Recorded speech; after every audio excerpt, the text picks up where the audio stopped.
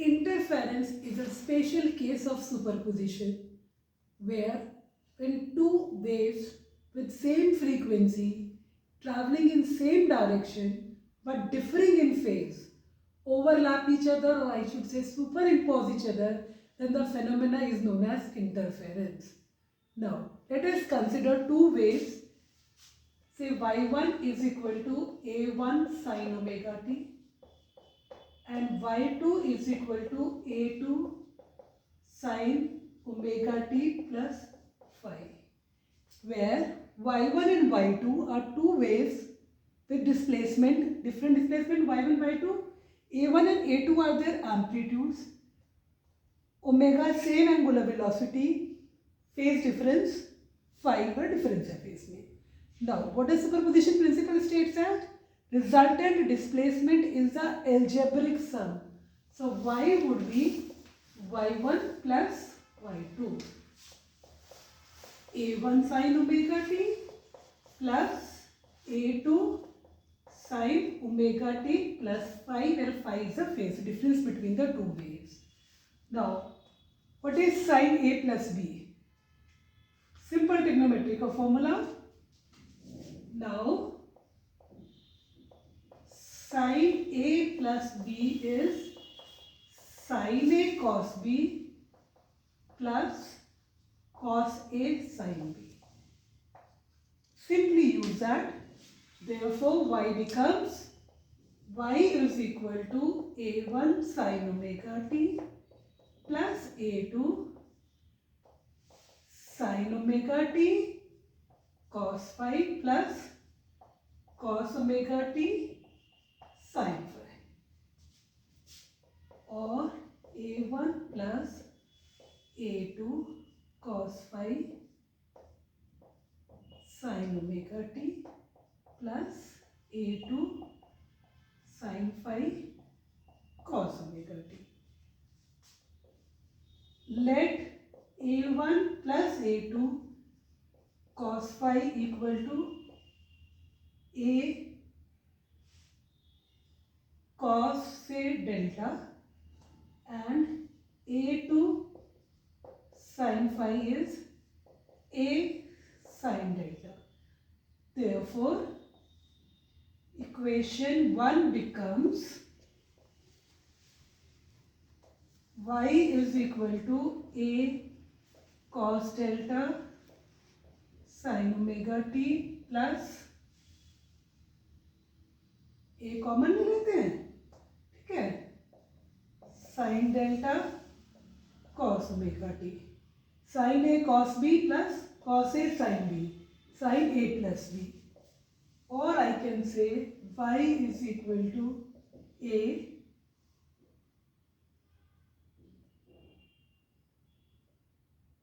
sin omega t plus delta. Simply हमारी ऐसी equation आ गई जहां पर रिजल्टेंट वेव है जिसका a is the resultant amplitude और delta is the resultant phase. Simple हमारी वापस से जो नॉर्मल हमारी स्टैंडर्ड इक्वेशन है वो आ गई है इसी फॉर्म में. अब हमारा एम है रिजल्टेंट एम्पलीट्यूड निकालना. Squaring and adding a and b.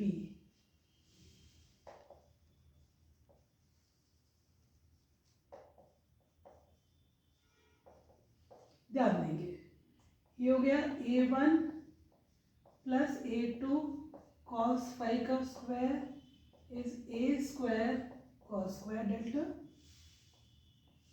a2 square sin square phi is a square sin square delta. Add किया, ये तो आपका 1 हो गया, cos square delta plus sin square delta 1, और ये आपका हो गया a1 plus a2 cos phi का square plus a2 square sin square phi. ये मेरा बेसिक इक्वेशन बन गई एम्पलीट्यूड की. अब ध्यान देने वाली बात, केस 1, इसको इसको ओपन कर लूँ मैं, और आसान हो जाएगा, और इजी भी लिख सकती हूँ मैं। A square is A1 square plus 2A1 A2 cos 5 plus A2 square cos square 5, और आसान हो गई है साइन स्क्वायर 5, ये भी सॉल्व हो जाएगी। तो मेरा ए स्क्वायर आ गया A1 square plus A2 square 2A1 A2 cos 5, और हमारी इक्वेशन दिखने में आसान हो गई। ए मेरा रिजल्टेंट एम्पलीट्यूड, A1 मेरा फर्स्ट वेव का एम्पलीट्यूड, A2 मेरा सेकेंड वेव का एम्पलीट्यूड, फाई मेरा जो दोनों के बीच में फेज था, इनिशियल फेज था, ठीक है। फाइनल फेज नहीं था, डेल्टा नहीं आया, रिजल्टेंट फेज नहीं आया, फाई मेरा इनिशियल फेज डिफरेंस जो था। अब अगर मेरे दोनों वेव्स के बीच में case 1, two waves are in same phase,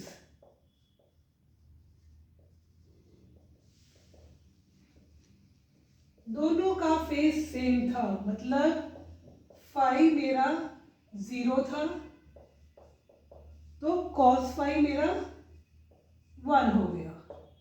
तो मेरा एम्पलीट्यूड क्या बन गया, A square is A1 square plus A2 square plus 2 A2, और A1 प्लस A2 का होल स्क्वायर।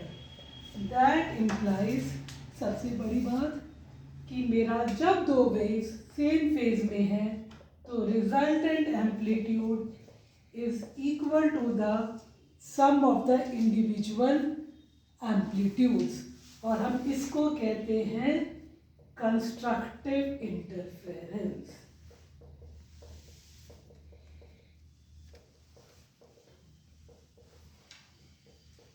केस 2, जब दोनों वेव्स ऑपोजिट फेज में है,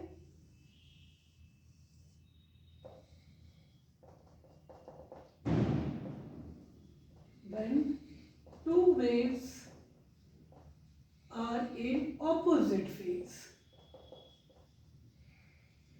ऑपोजिट फेज का मतलब यहां पर फाई मेरा पाई है, तो cos फाई मेरा -1 है,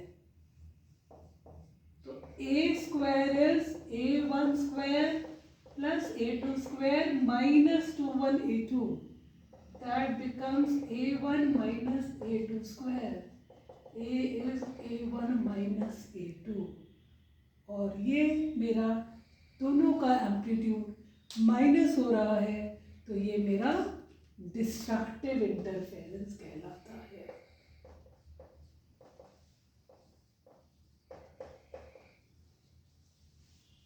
यहां से स्टडी करेंगे कंस्ट्रक्टिव क्या हुआ और डिस्ट्रक्टिव क्या हुआ। Constructive interference is a redistribution of energy when two waves traveling with same velocity in same direction and in same phase। सबसे पहला रीडिस्ट्रीब्यूशन ऑफ एनर्जी, कहीं पर ऐड हो रहा है कहीं पर सब्ट्रैक्ट हो रहा है, redistribution of energy when two waves are in same phase, यहां पर opposite phase,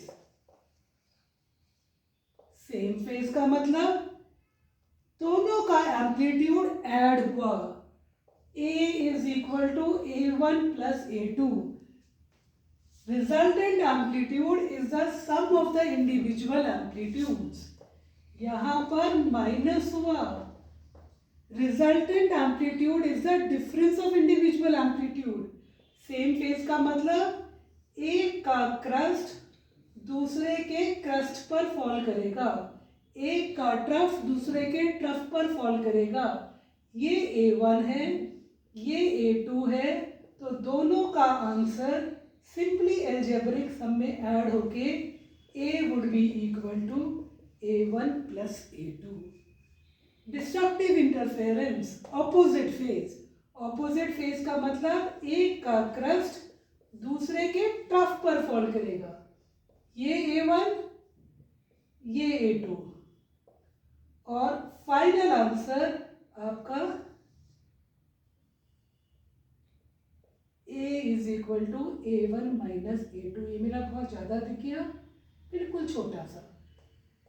A is equal to A1 minus A2, that is destructive interference. ठीक है, इसके ऊपर एक न्यूमेरिकल और देखेंगे क्या हमारे पास आ सकता है। सिंस हमें पता चल गया इंटरफेरेंस, दो वेव्स सेम डायरेक्शन, सिर्फ सेम वेलोसिटी, सिर्फ फेस में डिफरेंस है, तो हमने कुछ नहीं करना, सिंपली मान लीजिए क्वेश्चन आता है आपका, find the resultant of superposition of two waves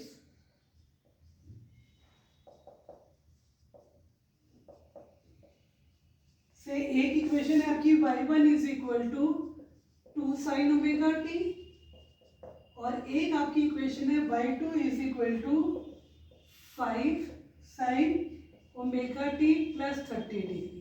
दोनों का रिजल्टेंट निकालना है। ठीक है, तो ये कैसे करना है आपको पता है, एम्पलीट्यूड अलग है। हम इक्वेशन से कंपेयर करें, y is equal to a sine omega t plus 5, A amplitude, तो एम्पलीट्यूड दोनों का अलग है, ओमेगा सेम है, सेम वेलोसिटी सेम, तो का ये इंटरफेरेंस है, खाली फेज में अंतर है। तो यहाँ पर आपने लिखा y is equal to y1 plus y2, और इसको हम खोल लेंगे, 2 sine omega t plus 5 sine omega t cos 30 degree plus cos omega t sine 30 degree. Simply 2 sine omega t plus 5 sine omega t cos 33 √3/2 plus cos omega t sine 30 1/2। तो ये आपकी basic equation बन गई। यहाँ पर इसको solve करके values डालकर आपकी इक्वेशन आ जाती है। यहाँ पे 2 sine omega t plus 5 into 1.73/2 sign omega t plus 5/2 cos omega t, और ये आपकी इक्वेशन बन जाएगी साइन ओमेगा टी को ऐड करके 6.33 sign omega t plus 2.5 cos omega T. ये आपकी y आ गई। ठीक है, तो यहाँ पर आप पुट करेंगे लेट या हेयर, सिंपली 6.33 को आपने पुट कर देना है r cos थीटा, 2.5 को पुट कर देना है r sin थीटा, जैसे हमने इंटरफेरेंस में किया। साइन के साथ कॉस को पुट करना है, कॉस के साथ साइन को पुट करना है। ये आपकी इक्वेशन बन गई सॉल्व करके। तो जो आपके साइन के साथ था 6.33, उसको आपने, क्योंकि हमने इक्वेशन बनानी है यहाँ पर a sine omega t cos term, तो आपने पुट करा एक r cos थीटा, कॉस के साथ कुछ आपकी टर्म होनी चाहिए, तो बिल्कुल इसी फॉर्म में लानी है आपको इक्वेशन। ठीक है, तो sine theta, squaring and adding,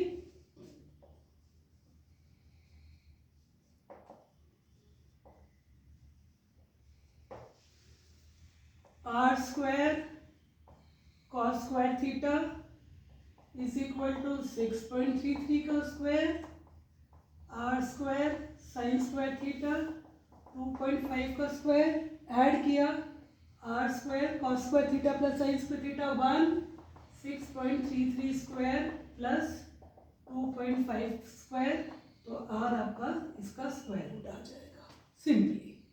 और अगर आपको कहा जाए एंगल निकाल लो रिजल्टेंट का, तो आपने क्या करना है, इन दोनों को डिवाइड कर देना है और आपने tan थीटा निकाल देना है। r sin theta by r cos theta is equal to 2.5 upon 6.33, r से r कट गया, tan थीटा आपका कुछ आ गया, तो थीटा आपका tan इनवर्स आ जाएगा, सिंपल।